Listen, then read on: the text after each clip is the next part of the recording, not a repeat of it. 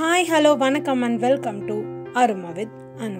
இன்னைக்கு பரோட்டா சீரீஸ் கிடையாது, இன்னைக்கு சப்ஸ்கிரைபர் ஸ்பெஷல் எபிசோட். இன்னைக்கான சப்ஸ்கிரைபர் ஸ்பெஷல் எபிசோட கேட்டவங்க இவங்க தான். ஸோ நம்மளோட சப்ஸ்கிரைபர் ஸ்பெஷல் எபிசோட் நம்பர் 2 கடலை மிட்டாய். ஒருவேளை நீங்க ஃபர்ஸ்ட் எபிசோட பார்க்காம இருந்தீங்கன்னா லிங்க் கொடுத்துருக்கேன், மறக்காம போய் பார்த்துருங்க. கடலை மிட்டாய் அப்படின்னு கேட்டதுமே நிறைய பேர் சந்தோஷமாயிடுவாங்க. அப்படிப்பட்ட கடலை மிட்டாயை நம்ம வெறும் 3 இன்கிரீடியன்ஸ் வச்சு நம்ம வீட்டிலேயே செஞ்சு சாப்பிடலாம். அது எப்படி செய்யலான்றத பார்க்கலாம். கடலை மிட்டாய் செய்யறதுக்கு ஒரு பேன்ல 1 கப் வறுத்த வேர்க்கடலை எடுத்து வேர்க்கடலை வாசனை வர வரைக்கும் கொஞ்ச நேரத்துக்கு நீங்களும் வறுத்துக்கோங்க.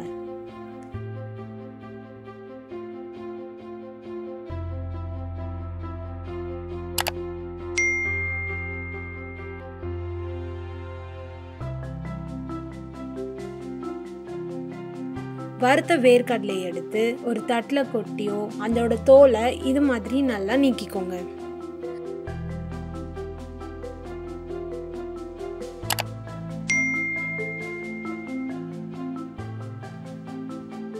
தோல் நீக்கும் போதே ஒரு வேர்க்கடலையும் பாதி பாதையா இது மாதிரி உடைச்சு விட்டுக்கோங்க. அப்பதான் நம்மளோட வெல்லம் இந்த வேர்க்கடல கூட நல்லா கோட் ஆகும். இப்போ 1 கப் வெல்லத்தை இந்த மாதிரி ஒரு கிரேட்டர்ல வச்சு துருவி வச்சுக்கோங்க.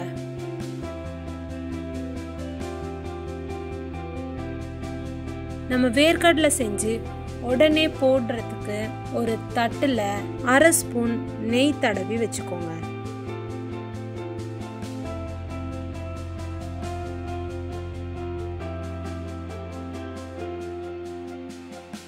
தட்டில் நெய் அப்ளை பண்ணதும் ஒரு ஸ்பூனில் பின்பக்கமும் கொஞ்சம் நெய் அப்ளை பண்ணி வச்சுக்கோங்க. இப்போது ஒரு பேனில் 1 கப் வெல்லத்தை அதில் போட்டு 1/2 கப் தண்ணி ஊற்றி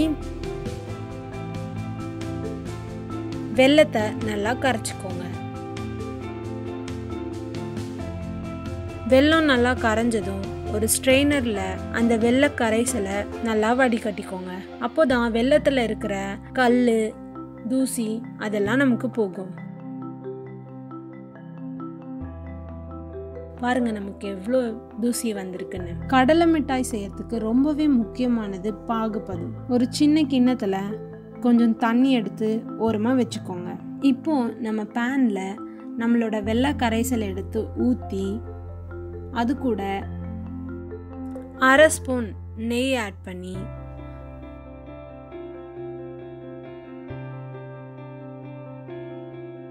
பாகை அப்பப்போ நல்லா கிண்டி விடுங்க. நான் பாகோட எல்லா ஸ்டேஜஸையும் இதில் காட்டியிருக்கேன்.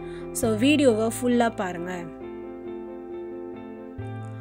பாகு நல்லா கொஞ்சம் கொதிக்க ஆரம்பிக்கிறப்ப இந்த மாதிரி நிறைய நுரை வரும். இந்த ஸ்டேஜில் இதை தண்ணியில் விட்டு பார்த்தீங்கன்னா அது அப்படியே கரைஞ்சு போயிடும். ஸோ இது நமக்கான ஸ்டேஜ் கிடையாது.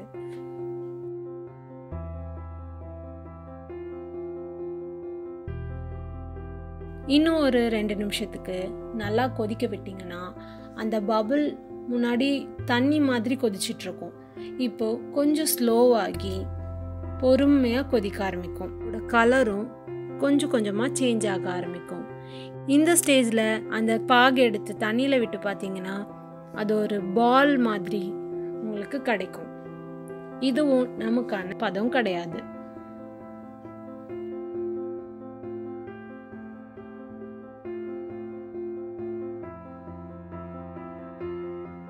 இன்னும் கொஞ்ச நேரத்துக்கு நல்லா பாகை கிண்டி விடணும்.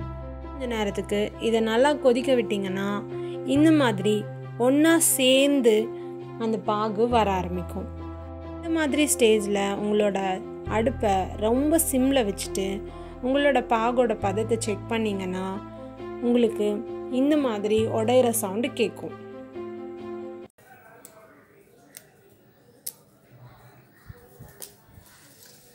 இந்த சவுண்டு கேட்டதுமே உங்களோட அடுப்பை ஆஃப் பண்ணிவிட்டு நீங்கள் ஏற்கனவே தோல் உரித்து வச்சுருக்கிற வேர்க்கடலை எடுத்து அதில் ஆட் பண்ணி நல்லா மிக்ஸ் பண்ணுங்கள். வெல்லம் அதில் நல்லா கோட் ஆகுற வரைக்கும் ஃபுல்லாக மிக்ஸ் பண்ணிக்கோங்க. ரொம்ப நேரத்துக்கு பண்ணிடாதீங்க, அப்புறம் கடலை மிட்டாய் பேன்லேயே ஒட்டிக்கும்.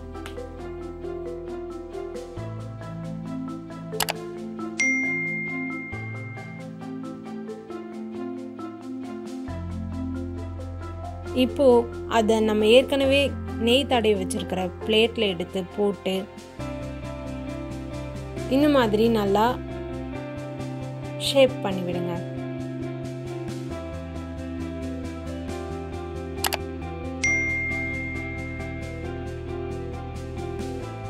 நம்ம ஏற்கனவே நெய் தடவி வச்சிருக்கிற ஸ்பூனை வச்சு அதை நல்லா லெவல் பண்ணுங்க.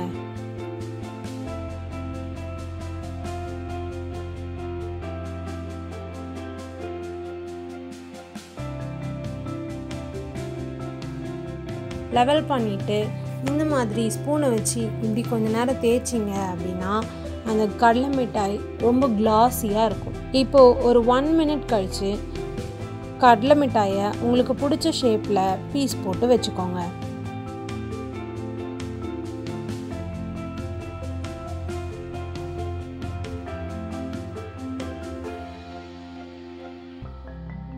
கடலை மிட்டாய் ஒரு 1/2 மணி நேரம் ஆறின பிறகு அதை ஒரு தட்டில் திருப்பினீங்கன்னாவே அழகாக கீழே விழுந்துடும்.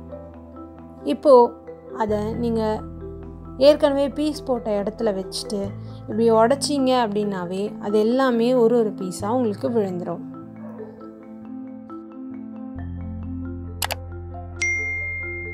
இப்போது உங்களுக்கு பிடிச்ச கடலை மிட்டாய் ரெடி.